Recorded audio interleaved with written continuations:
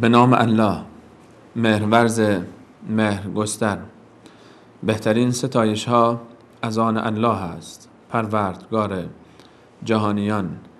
بخشنده مهربان، مالک روز جزا. بار الله، تنها تو را می پرستیم و تنها از تو یاری می جوییم. پس ما را به راه راست هدایت فرما، راه آنان که به دیشان نعمت داده ای و نه راه کسانی که بر آنان خشم گرفته ای و نه راه گمراهان. بار الله،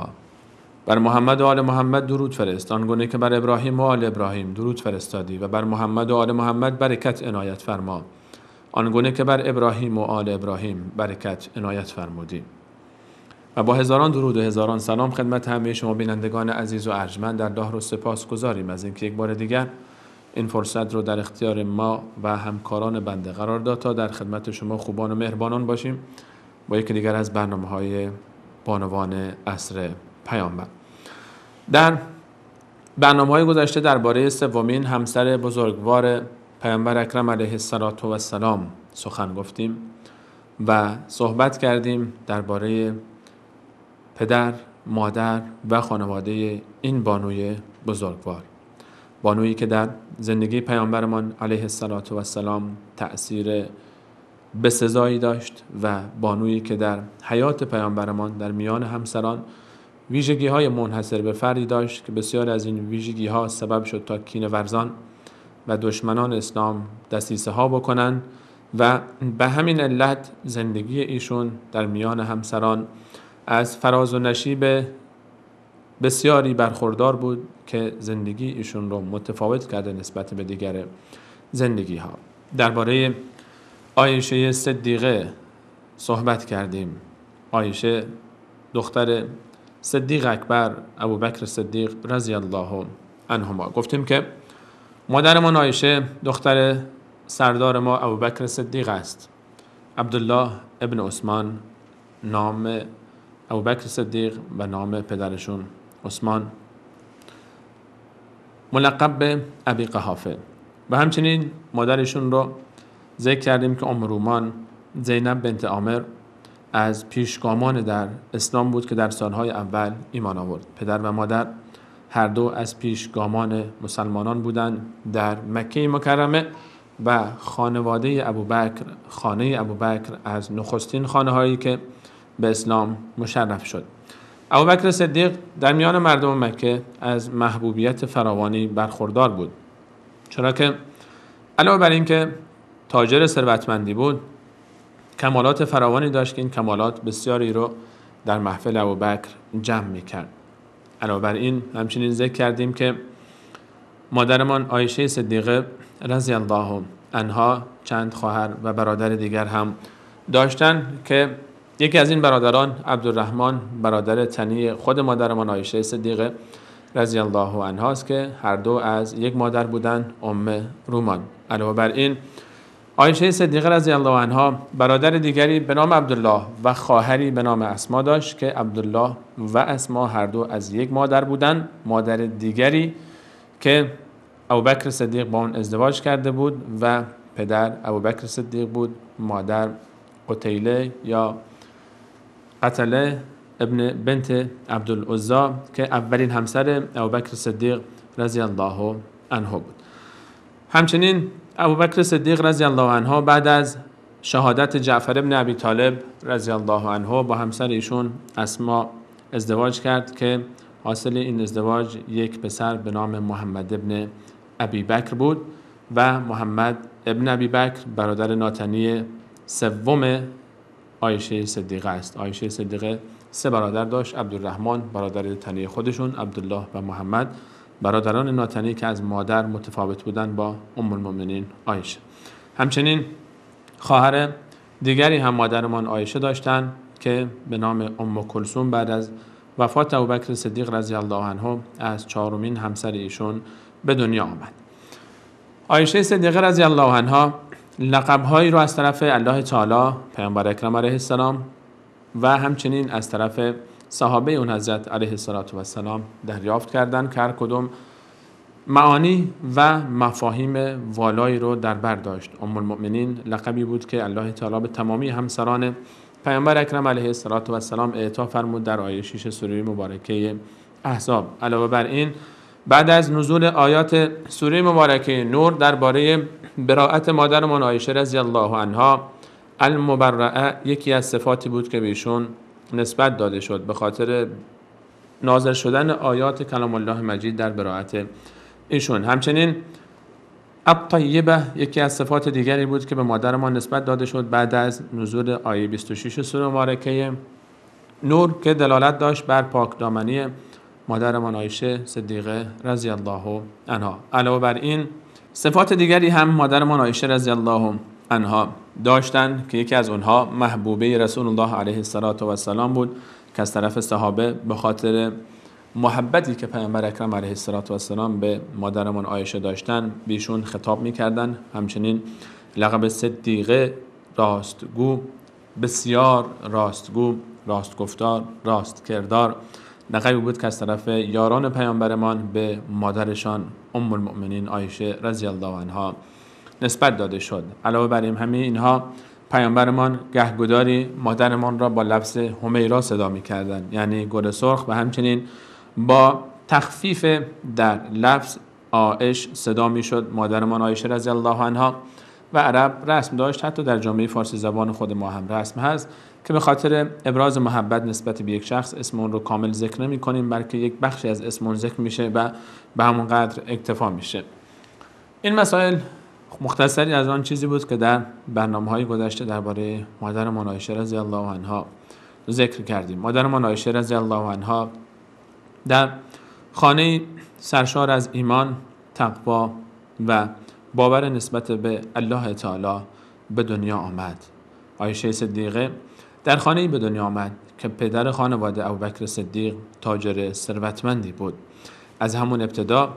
در این خانه رفاه برای این بانوی جدید فراهم بود. بانویی که از یک طرف در بستری از رفاه در خانه ابوبکر صدیق بزرگ میشد، از طرف دیگر در بعد معنوی هم از پدر و مادر خودش که هر دو از یاران جان بر کف پیامبر اکرم علیه السلام بودند درس ها می آموخت. در داخل این خانه رابطه بین فرزند و والدینش رابطه بسیار گرمی بود. امام بخاری روایتی رو ذکر میکنه از برای ابن عازب، صحابی بزرگوار پیامبر اکرم علیه السلام، که روزی به خانه ابوبکر صدیق وارد شدم و دیدم که عایشه مریضه و تب کرده و اونجا سر رو بر بستر گذاشته و ابوبکر صدیق بالای سرش نشسته و ایشون رو میبوسه و از احوالش میپرسه که چطوری دختر من. این اتفاق قبل از ازدواج مادرمان عایشه صدیقه در ایام طفولیت ایشون در خانه ابوبکر صدیق اتفاق افتاده بود که خود این روایت دلالت بر محبت زیاد ابوبکر صدیق به این دختر بزرگوارش داره. از طرف دیگری رابطه بین پدر و دختر در داخل این خانواده علاوه بر این که رابطه بسیار صمیمانه و سرشار از محبت بود، از طرف دیگه از اونجایی که عایشه صدیقه میدونست که پدرش ابوبکر صدیق یار غار پیامبر خدا، عزیزترین یار پیامبر اکرم علیه السلام هست، احساس ویژه‌ای نسبت به ایشون داشت، توجه ویژه‌ای نسبت به ایشون داشت، اهمیت خاصی نسبت به خواسته های پدر، نسبت به احترام به پدر و نسبت به رعایت وضعیت و درک شرایط پدر داشت. در نقطه مقابل پدر هم بعدها که این افتخار نصیب شد تا پدر خانم بزرگترین پیامبر تاریخ اسلام بشه و رسول الله علیه السلام داماد ایشون بشه و عایشه صدیقه جگرگوشش همسر ایشون، میدانست که ام المؤمنین عایشه رضی الله عنها از طرف الله تعالی جایگاه ویژه‌ای داره و مادر مؤمنان، هرچند که فرزند ابوبکر صدیق بود اما مادر ابوبکر صدیق رضی الله عنه بود. در بحث ایمانی و الله تعالی نه تنها ابوبکر صدیق، تمام امت رو فرزندان عایشه صدیقه در ایمان میدانست. از طرفی در خارج از خانه، در خانه‌ای که رابطه بین پدر و مادر و این بانوی بزرگوار بسیار صمیمی و عاطفی و سرشار از محبت بود. در خارج از خانه رابطه دشمنان اسلام با پدر و مادر و این خانواده رابطه خوبی نبود. سختی ها، مشکلات، دشمنی ها، کینه ها روز به روز بیشتر و بیشتر میشد در فضای مکه اون زمانه. مادرمان عایشه در سال 4 یا 5 بعثت به دنیا آمد. روایاتی که دلالت بر این موضوع داره روایاتی است که از طرف خود مادرمان عایشه رضی الله عنها ذکر میشه. هرچند برخی از مسلمین، برخی از کسانی که احساس میکنند اگر سن مادرمان عایشه در هنگام ازدواج با رسول صلی الله علیه و سلم 9 سال بوده باشه، این یک نوع نقص و یک نوع عیب به شمار میاد، تلاش کردن تا سن ایشون رو قبل از بعثت ثبت بکنن. یعنی بر این باورن که ام المؤمنین عایشه رضی الله عنها 4 یا 5 سال قبل از بعثت به دنیا آمدن و نه بعد از بعثت. اگر سن ام المؤمنین عایشه رضی الله عنها را بعد از بعثت حساب بکنیم، یعنی متولد 4 یا 5 بعثت، به این معناست که سن ایشون در هنگام هجرت به مدینه منوره بین 8 تا 9 سال بوده و اگر 4 یا 5 سال قبل از بعثت بخوایم فرض بکنیم، معناش این خواهد بود که در هنگام هجرت ایشون 18 یا 19 سال سن داشتند. اما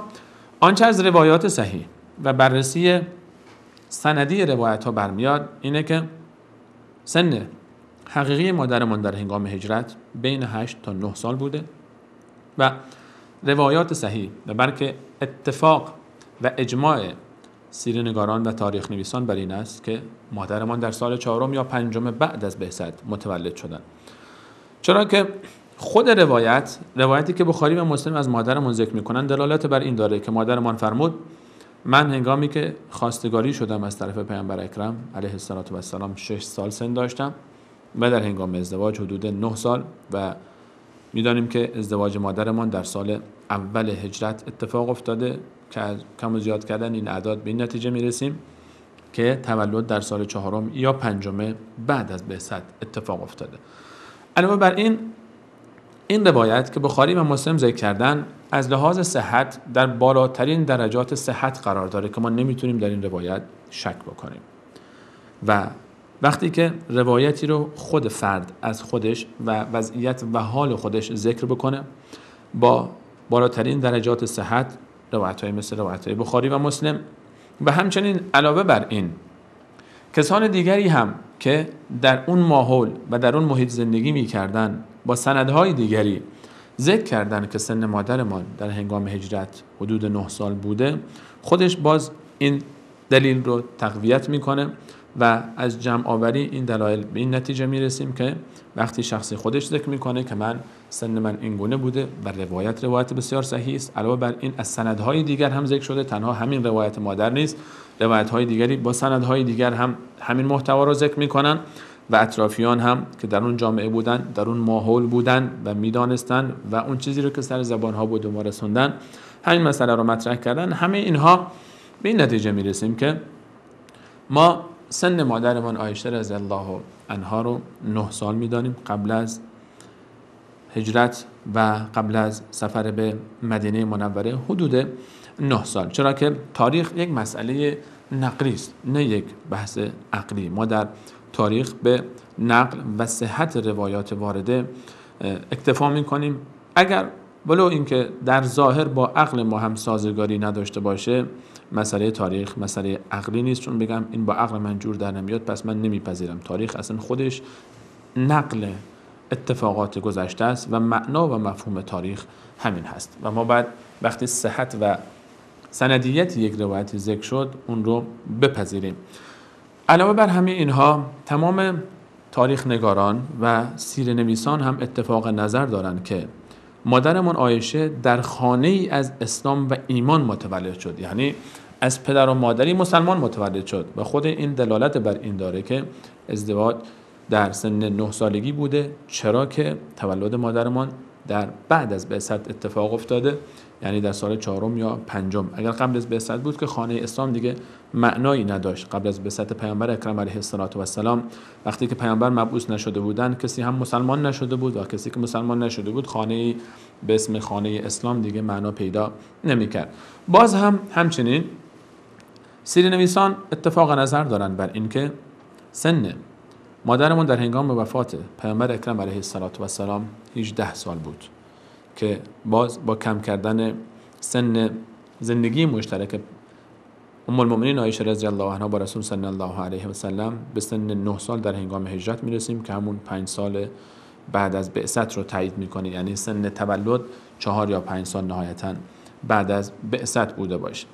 علاوه بر این دلایل باز هم دلایل دیگری میتونیم ذکر بکنیم، من جمله دلیل اتفاق نظر تاریخ نویسان و سیره‌نگاران بر سن مادرمان در هنگام وفاتشون در سال 57 هجری که حدود 63 سال ذکر شده. البته این 63 سال بدون اکتساب سال اول و آخر هست، چرا که عرب رسم بر این بود در زمان قدیم که اون سال اول و آخر رو، اون خورده ماهایی رو که داشت حساب نمی‌کردن. اگر اونها رو هم اضافه بکنیم همون 65 سال در میاد و با یک حساب کتاب 65 سال اگر بخوایم از 57 کم بکنیم حدود 8 تا 9 سال سن هنگام هجرت مادرمان عایشه رضی الله عنها خواهد بود که باز همون قضیه رو تایید میکنه که تولد ایشون در سال 4 یا 5 بعثت بوده باشه. به این روایات اگر باز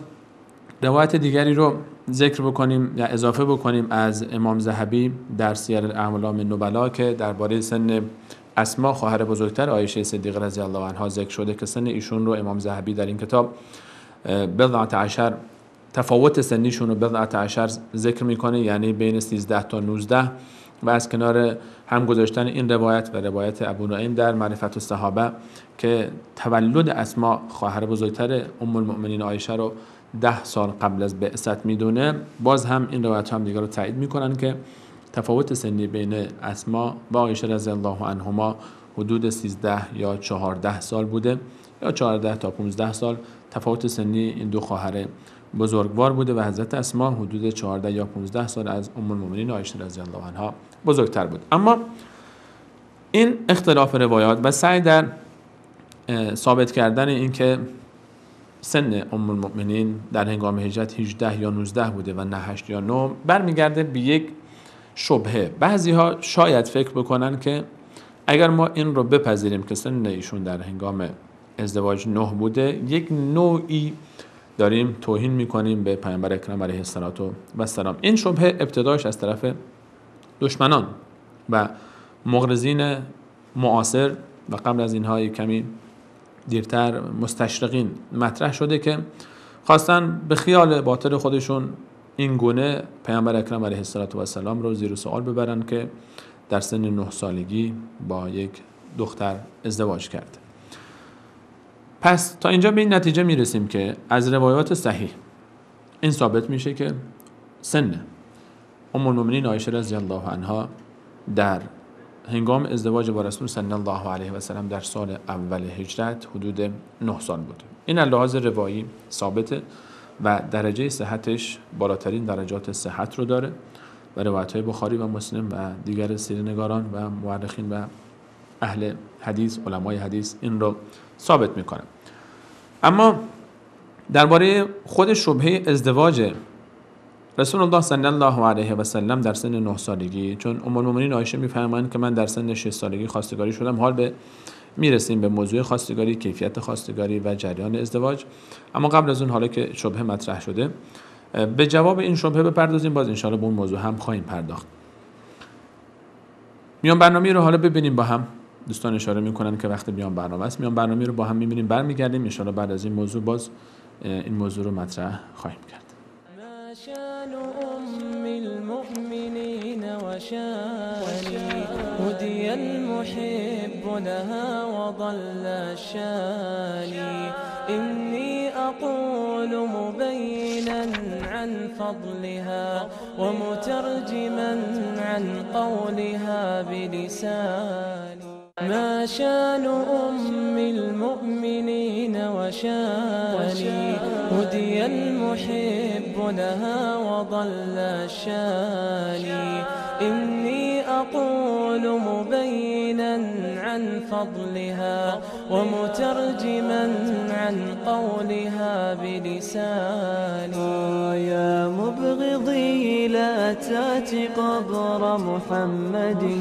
فالبيت بيتي والمكان مكاني إني خصصت على نساء محمد بصفات بر تحتهن معاني وسبقتهن إلى الفضائل كلها فالسبق سبقي والعنان عناني مرض النبي ومات بين ترائبي فاليوم يومي والزمان زماني زوجي رسول الله لم أر غيره الله زوجني به وحباني وأتاه جبريل الأمين بصورتي فأحبني المختار حين رآني أنا بكره العذراء عندي سره وضجيعه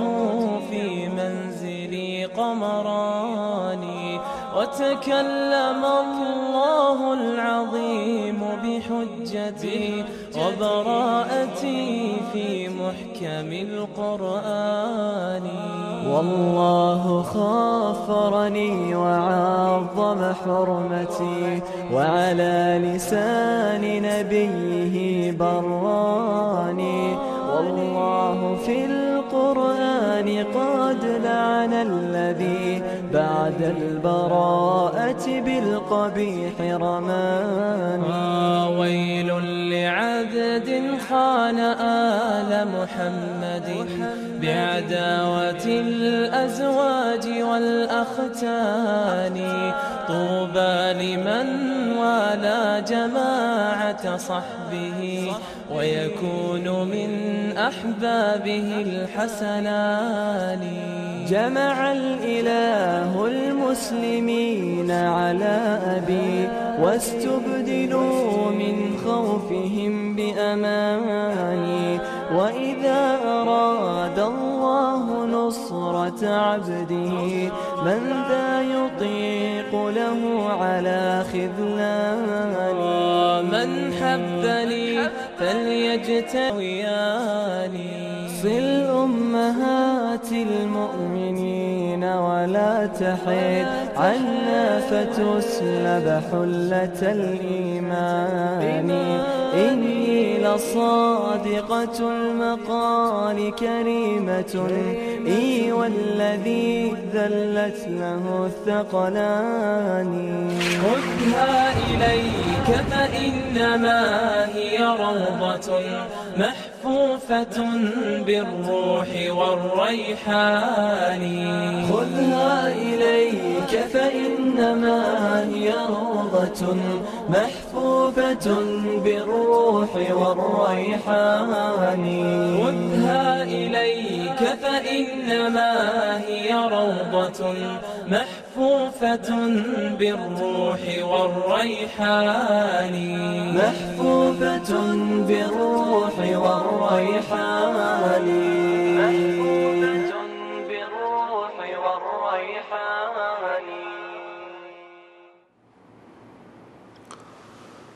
با عرض سلام مجدد خدمت همه شما بینندگان عزیز و ارجمند، درباره ازدواج ام المؤمنین عایشه رضی الله عنها و خواستگاریشون، جریان از قبل از درخواست خواستگاری پیامبر اکرم علیه السلام از صدیق اکبر آغاز میشه.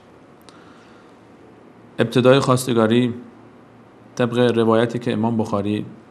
به نقل از مادرمان عایشه رضی الله عنها ذکر میکنند که پیامبر اکرم علیه السلام فرمودند: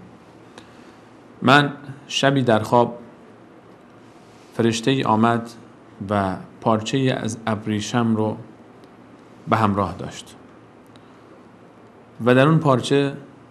تصویر تو رو گذاشته بود و گفت یا رسول الله این همسر شماست در دنیا و آخرت.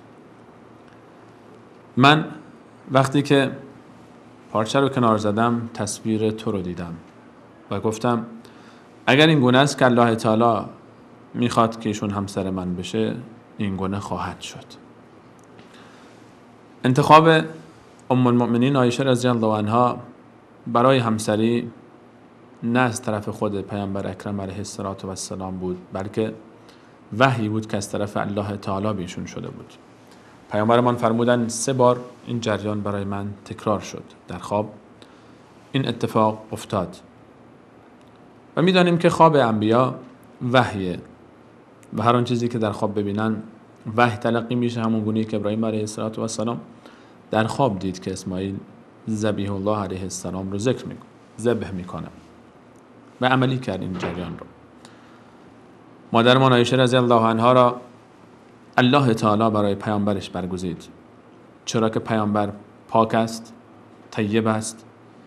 و جز طیب و پاک رو الله تعالی برای پیامبرش نمیپذیره. و این همون مسئله بود که در آیه 26 سوره مبارکه نور ذکر شد و الطیبات للطیبین و الطیبون للطیبات. زنان پاک دامن از برای مردان پاک دامنند و مردان پاک دامن از برای زنان پاک دامن. الله تعالی برای پیامبر پاک و بزرگوارش همسری پاک و بزرگوار به نام عایشه رو معرفی کرد. پیامبرمان وقتی که تصویر رو دیدن میشناختنش، چرا که همونجوری که خود مادرمان فرمود روزی نبود که در خانه ما پیامبر اکرم علیه السلام صبح بعد از نماز، در ابتدای صبح و در آخر روز بعد از عصر به خانه ما نیان و از ما خبر نگیرند. وقتی پیامبرمان در این روایت فرمود هنگامی که پارچه رو کنار زدم تصویر تو رو دیدم، چون پیامبرمان میشناخت این بانوی بزرگوار رو، میدونست که دختر صدیق اکبر، چون هر روز میدیدش، دختری که در خانه ای از ایمان و یقین داشت رشد میکرد، دختری زیرک، دختری با نشاط بمانند اسمش عایشه، سرزنده و شاداب و دختری بسیار فهیم از پدر و مادری بزرگوار برای ازدواج به رسول صلی الله علیه و سلم معرفی شد، نه از طرف یک انسان بلکه از طرف الله تعالی در خوابش. بعد از اینکه خدیجه کبرا رضی الله عنها در سال 10 بعثت از دنیا رفتن، در مکه مکرمه مسلمان هایی که وجود داشتند برای اینکه پیامبر اکرم علیه السلام رو دلداری داده باشند خوله بنت حکیم دختر حکیم رو فرستادن. ما در این جریان یعنی پیشنهاد خوله به رسول صلی الله علیه و سلم در زندگی ام المؤمنین سوده این جریان رو ذکر کردیم. خوله دختر حکیم همسر عثمان بن مسعون که همسرش از مهاجرین به حبشه بود رفت به محضر رسول الله صلی الله علیه و سلم و اونجا پیشنهاد داد به رسول الله صلی الله علیه و سلم که یا رسول الله اگر میخواید برای شما خواستگاری بکنیم،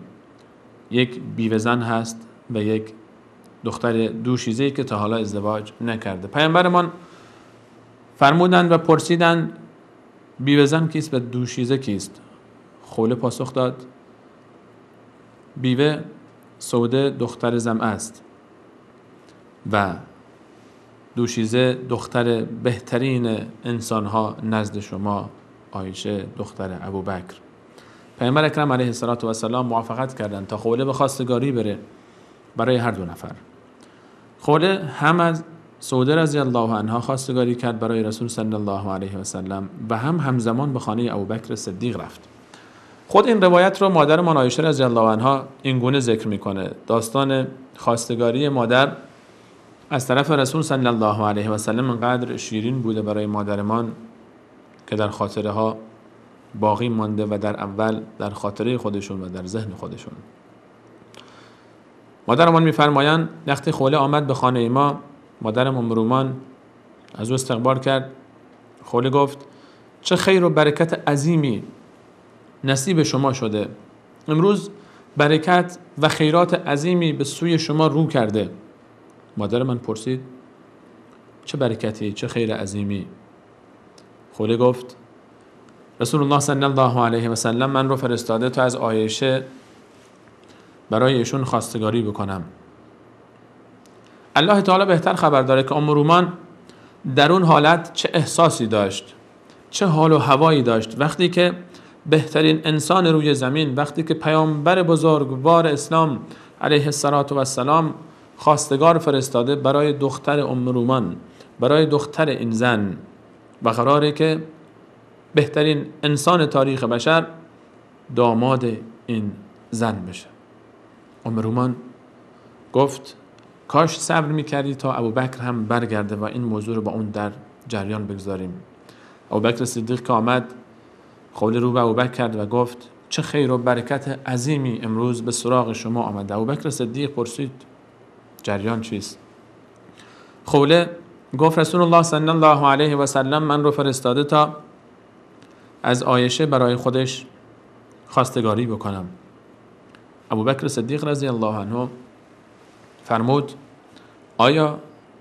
ازدواج با عایشه برای پیامبر اکرم صلی الله علیه و سلم اتفاق خواهد افتاد؟ چرا که من برادر ایشون هستم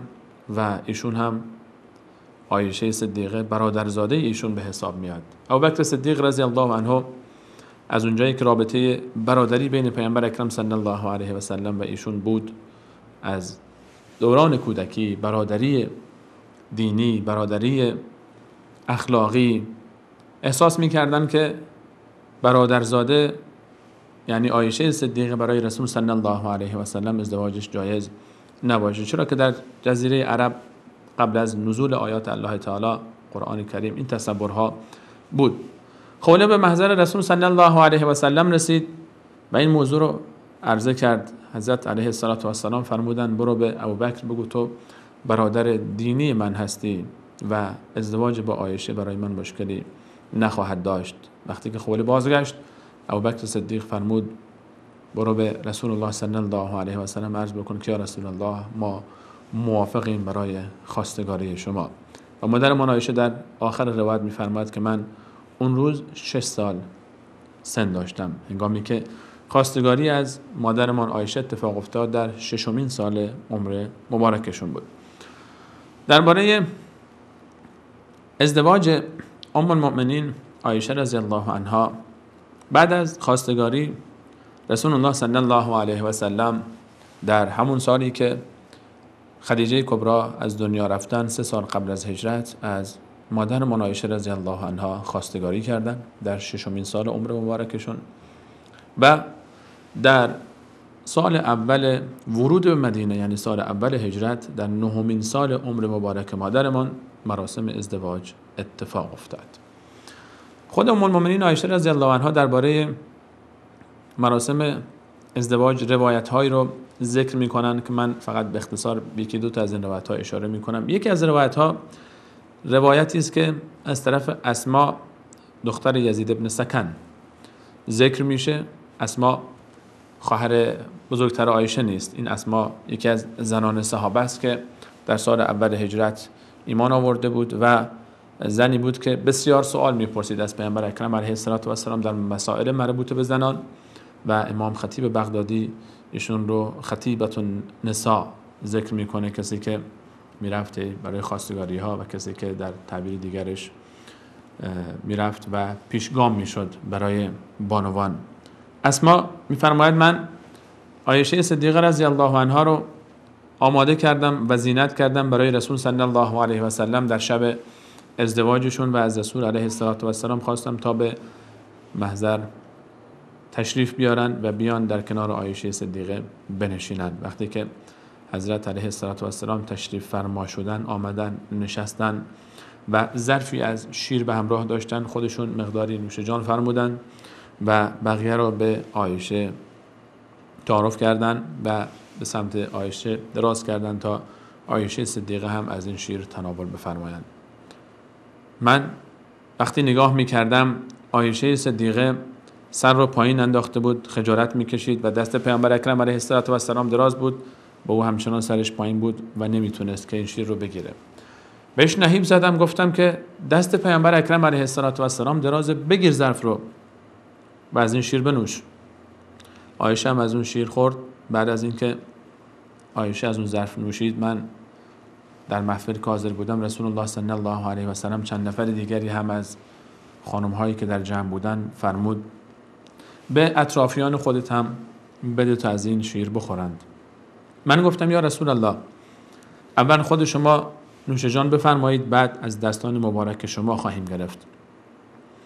این بانوی بزرگوار دوست داشت تا بعد از اینکه خود پیامبر اکرم علیه السلام شیر رو نوش جان می‌فرمایند، از دست مبارکشون این ظرف رو بگیرن. بعد از اینکه پیامبر اکرم علیه السلام ظرف رو بهشون دادن، این بانوی بزرگوار اسما دختر یزید پسر سکن می‌فرماید من وقتی که ظرف رو گرفتم و شروع کردم به نوشیدن، این ظرف رو هی میچرخوندم و از نقاط مختلفش میخوردم تا دقیقاً از همون مکانی خورده باشم که رسول الله صلی الله علیه و سلم نوش جان فرمودند. این روایت از جمله روایاتی است که از شب ازدواج مادرمان عایشه در 9مین سال در سال اول هجرت ذکر شده و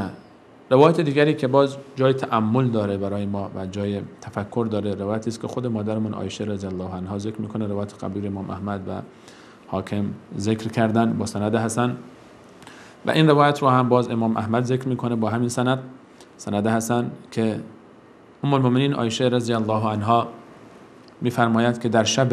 ازدواج من نه شتری کشته شد و نه گوسفندی کشته شد، هیچ کسی مهمانی خاصی نگرفت. جای تأمل داره، جای تفکر داره برای دختران جامعه ما، برای عروس‌هایی که تازه میخوان ازدواج بکنن که مادرمان بزرگ بانوی تاریخ اسلام، محبوبه رسول الله صلی الله علیه و سلم، در شب ازدواجش میفرماید نه شتری کشته شد نه گوسفندی کشته شد و فقط تنها همون ظرف غذایی، کاسه بزرگی از غذا که سعد بن عباده سردار خزرج به خانه های همسران پیامبر اکرم صلی الله علیه و سلم آورده بود، یعنی خودشون و سوده، فقط همون بود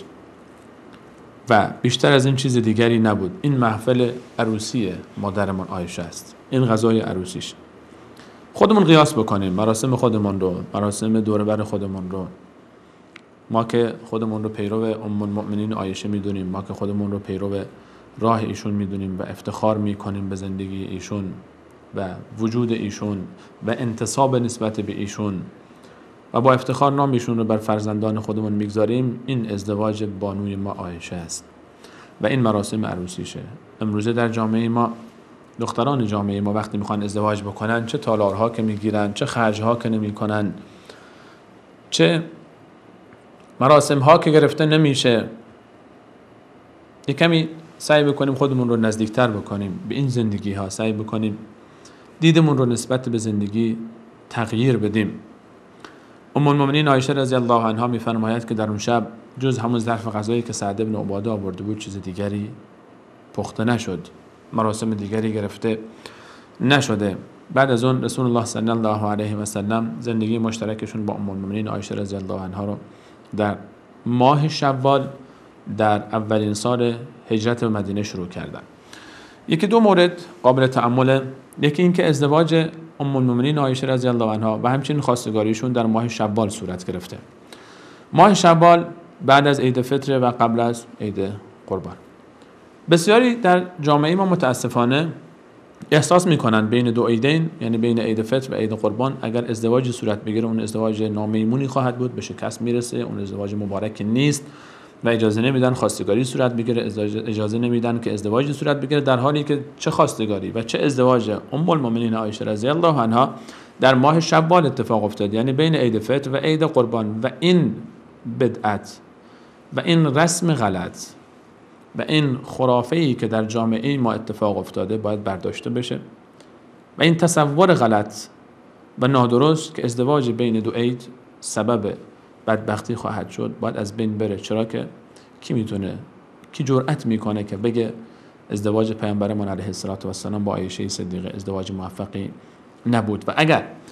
در این فاصله، یعنی بین عید قربان و عید فطر، ازدواج کردن اشکالی می داشت یا مشکلی داشت، حتما پیامبر اکرم علیه السلام از این امر منع می‌کردن. به خودشون برای خواستگاری در این ماه نمی‌رفتن و برای ازدواج اقدام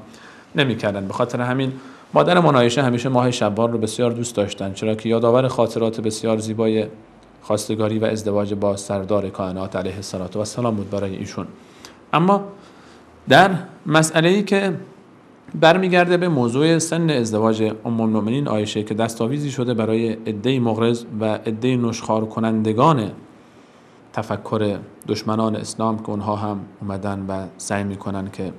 این مسئله رو زیر سوال ببرن و روایت هایی رو که در کتاب های مثل بخاری و مسلم ذکر شده به خاطر اینکه این روایت ها رو ذکر کردن اینها رو توهین میدانن به پیامبر اکرم علیه السلام و کتاب ها رو زیر سوال ببرن. باید گفت ما وقتی که در باب ازدواج میخوام یک مسئله رو مطرح بکنیم و بررسی بکنیم، حق نداریم که مسئله رو که 1400 سال پیش در جامعه عرب اون زمان اتفاق افتاده الان با مسائل امروزی که در اروپا و یا آمریکا یا بسیاری از کشورهای اسلامی که متأثر از اروپا و آمریکا در قرن 20 مقایسه بکنیم. در اون دوره و زمان دختر در اون سن از لحاظ شرعی و حتی از لحاظ پزشکی وقتی که دختر به سن بلوغ رسیده، به سن تکلیف، شایستگی مادر شدن داره و میتونه ازدواج بکنه. شرعاً این اجازه داده شده و از لحاظ پزشکی هم توانایی مادر شدن رو داره. علاوه بر این که در جامعه عرب اون زمان به خاطر گرمایی که بود، بلوغ در مناطق گرم بیشتر بلوغ زودرس دارن و در اون جامعه هیچ کسی از بدترین دشمنان پیامبر چه در مکه چه در مدینه بر پیامبر اکرم علیه السلام به خاطر این جریان، یعنی ازدواج با عایشه صدیقه در سن 9 سالگی، خورده نگرفتن. چرا که در جامعه عرب اصلا عیب به شما نمیرفت این مسئله. یعنی مسئله این نبود که کسی این رو عیب بدونه، بگن خب فلانی رفته با دختر 9 ساله ازدواج کرده و این عیبه. اگر این رو عیب میدانستن یقینا امثال ابو لهب، ابو جهل و سردار منافقان مدینه ابن سلول می آمدن و اینها رو علم میکردن و اینها رو پخش میکردن. این یک مورد. مورد دوم، ما وقتی که داریم بررسی میکنیم الان در جامعه ما بسیاری بیاد دارن که سن مادرها یا مادر بزرگها در هنگام ازدواج 14 15 12 13 حتی 11 و 10 هم بوده در جامعه‌ای که الان 50 60 سال هم ازش نگذشته. یعنی ما هنوز هم در بسیاری از مناطق سن ازدواج سن پایینی است و عرف اون جامعه میپذیره، بهش کسی مخالفتی نمیکنه و این رو عیب نمیدونه و بد نمیدونه. حتی در اروپا در روستاهایی از اسپانیا، در ایتالیا هنوز این رسم ادامه داره، ازدواج در سنین پایین. و چون سن ازدواج در جامعه ما بالا رفته و ما الان سن ازدواج شاید بین مرز 25 تا 30 هم رسیده باشه و اگر کسی آمد در سنین پایین ازدواج کرد ما این رو عیب بدانیم، این برمیگرده به خودمون. این اشتباه از سمت خود ماست. اگر در کشورهای سن حداقل ازدواج رو 18 ثبت کردن و قبل از اون اجازه ازدواج نمیدن و عجیب‌تر اینه که اجازه ازدواج نداره اما اجازه رابطه جنسی با جنس مخالف رو داره،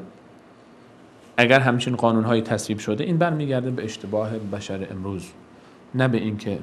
اون کار اشتباه است. ما نمیتونیم شرایط زمانی خودمون رو بیایم بر 1400 سال پیش جامعه عرب تطبیق بدیم و بگیم چون امروزه برای ما این کار عیبه اون موقع هم عیب بوده. اون موقع کسی این رو عیب ندانست و نمیدانست. و حتی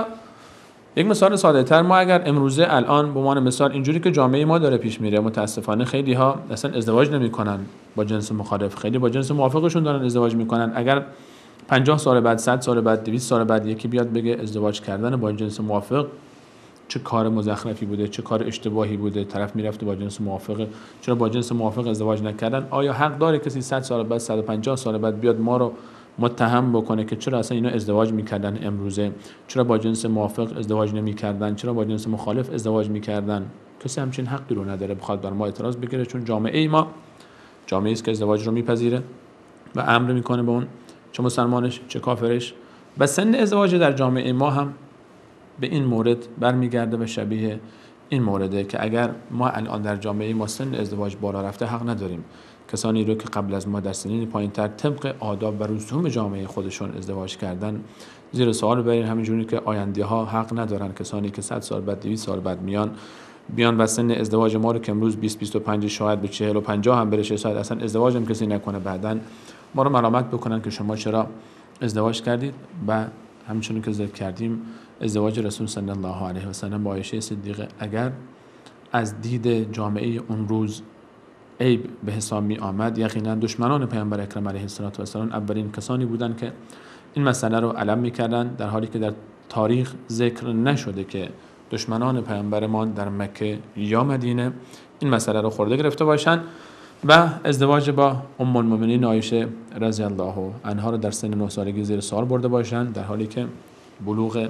جامعه اون زمانه سریعتر بوده و رشد جسمی هم متفاوت بوده با این جامعه و هم شرع هم عقل و هم حتی دستاوردهای علمی هم این اجازه رو میده که وقتی که دختری به سن تکلیف رسید بتونه ازدواج بکنه و شایستگی مادر شدن رو داشته باشه. ما وقتمون به اتمام رسید و ادامه موضوع انشالله در برنامه بعدی ادامه خواهیم داد و مهمترین اتفاقی که برای ام المؤمنین عایشه در دوران مکی گذشت همین جریان خواستگاریشون از پیامبر اکرم صلی الله علیه و سلم بود از طرف پیامبر اکرم علیه السلام و هجرتشون که خب تمام مسلمان‌ها هجرت کردن به مدینه منوره. جزئیات بیشتر رو ان شاء الله در برنامه بعدی با هم بررسی خواهیم کرد. از اینکه تا این لحظه وقتتون رو در اختیار ما گذاشتین ممنونیم و سپاسگزار. الله تعالی یار و نگهدار شما باد.